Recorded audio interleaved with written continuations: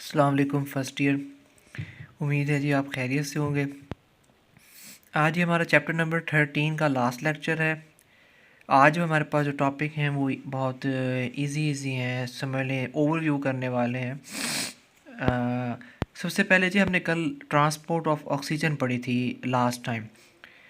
Transport of oxygen में आपने एक चीज़ ये पढ़ी कि ट्रांसपोर्ट ऑफ ऑक्सीजन में आपने जस्ट सिर्फ हीमोग्लोबिन को पढ़ा कि वो हीमोग्लोबिन के साथ मिलकर ऑक्सी हीमोग्लोबिन क्रिएट कर रही थी। आज हमने पढ़ना है जी transport of carbon dioxide. Transport of carbon dioxide body के अंदर मुख्तलिफ तरीक़ों से की जा सकती है। सबसे पहले है कि हीमोग्लोबिन के साथ जाकर भी कार्बन डाइऑक्साइड को बॉडी से बाहर रिलीज़ किया जाता है जो 20% है। उसके अलावा ब्लड में मौजूद प्रोटीन के साथ मिलकर भी 5% है। पोटेशियम के साथ स्मॉल अमाउंट में है और 70% सबसे ज़्यादा कार्बोनेट की वजह से होता है। ये प्रोसेस है कुछ इस तरीके से कि कार्बन डाइऑक्साइड वाटर से मिलती है और इस प्रोसेस को जो एंजाइम परफॉर्म करता है उसका नाम है कार्बोनिक एनहाइड्रेस, जो कन्वर्ट करता है इसको बाइकार्बोनेट यानी H2CO3। H2CO3 हमारे पास पर सम टाइम ब्रेक करके H पॉजिटिव और HCO3 में कन्वर्ट होता है। और जब यही वाला तमाम कंपोनेंट्स लंग्स के करीब पहुंचते हैं तो तमाम का तमाम प्रोसेस रिवर्स हो जाता है, यानी कि HCO3 H पॉजिटिव से मिलकर H2CO3 क्रिएट करेगा और वो फिर ब्रेक डाउन होकर वाटर और कार्बन डाइऑक्साइड क्रिएट करेगा और कार्बन डाइऑक्साइड लंग्स से होते हुए बाहर बॉडी से बाहर रिलीज़ कर दी जाएगी। ये सिंपल सा टॉपिक था कार्बन डाइऑक्साइड, जिसमें हमने ये सीखा कि बायोकार्बोनेट 70% यानी बॉडी के अंदर कार्बन डाइऑक्साइड को 70% जो है ना वो बायोकार्बोनेट के ज़रिए से क्या किया जा रहा है, रिलीज़ किया जा रहा है। उसके बाद नेक्स्ट हमारा टॉपिक है कार्बन डाइऑक्साइड कॉन्सेंट्रेशन। छोटा सा यही MCQs के पॉइंट ऑफ व्यू से था। आर्टरी जो हमारा ऑक्सीजनेटेड ब्लड लेकर आ रही होती है, लेकिन ये मुकम्मल ऑक्सीजनेटेड नहीं होता। इसके अंदर भी 50 अगर 100 ml लें तो उसमें से 50 ml का क्या होता है, ऑक्सीजनेटेड ब्लड होता है। और जब यही ब्लड कैपिलरीज में ऑक्सीजन देता हुआ वीनस में दाखिल होता है, जिसको हम डीऑक्सीजनेटेड ब्लड कहते हैं, तो उसमें आप देख रहे हैं जस्ट सिर्फ 4 ml का फ़र्क पड़ा, यानी कि वो भी मुकम्मल डीऑक्सीजनेटेड नहीं होता। तो इस तरीके से या इन नंबर से आप ये कॉन्सेप्ट या ये बात सीख लें कि हमारा आर्टरी भी मुकम्मल ऑक्सीजनेटेड नहीं होता और हमारा वीनस ब्लड भी मुकम्मल डीऑक्सीजनेटेड नहीं होता। फ़र्क जितना आता है वो आपके सामने है, सिर्फ 4 ml का फ़र्क आता है। उस 4 ml ज़्यादा होने की वजह से हम वीनस ब्लड को डीऑक्सीजनेटेड और 4 ml कम होने की वजह से हम आर्टरी को ऑक्सीजनेटेड ब्लड कहते हैं। नेक्स्ट ही हमारे पास आपके पास है डिसऑर्डर्स, रेस्पिरेटरी डिसऑर्डर्स। सबसे पहले है जी लंग्स कैंसर। एक ट्यूमर है, मैलिग्नेंट है, लंग्स के अंदर जब कैंसर फैल जाता है, इसकी मेजर काज स्मोकिंग होता है। आपको पता है इसमें 50% कार्सिनोजेंस मौजूद होते हैं जो कैंसर डेवलपिंग होते हैं। ठीक है जी। नेक्स्ट है ट्यूबरकुलोसिस, जिसको हम TB भी कहते हैं। Pulmonary tuberculosis is a disease to damage of the lungs. ये मायोबैक्टीरिया या माल न्यूट्रिशन की वजह से होता है।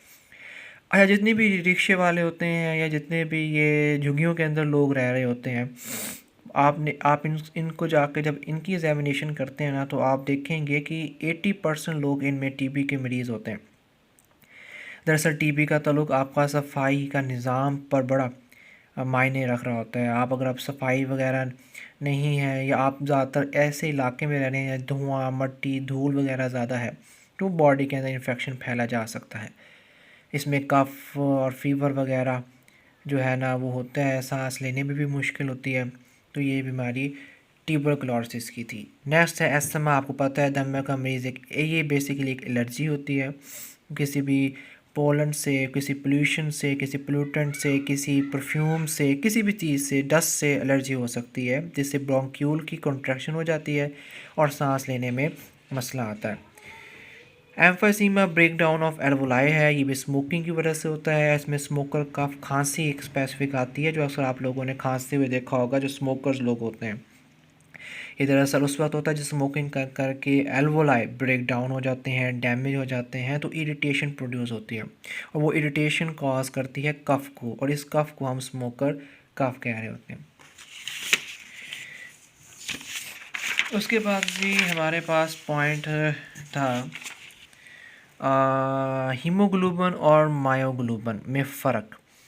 पहली लोकेशन देख लेते हैं। हीमोग्लोबिन आपको ब्लड के अंदर मिलता है, मायोग्लोबिन आपको मसल, क्योंकि वर्ड मायो का मतलब ही मसल होता है, तो ये मसल में मौजूद होता है।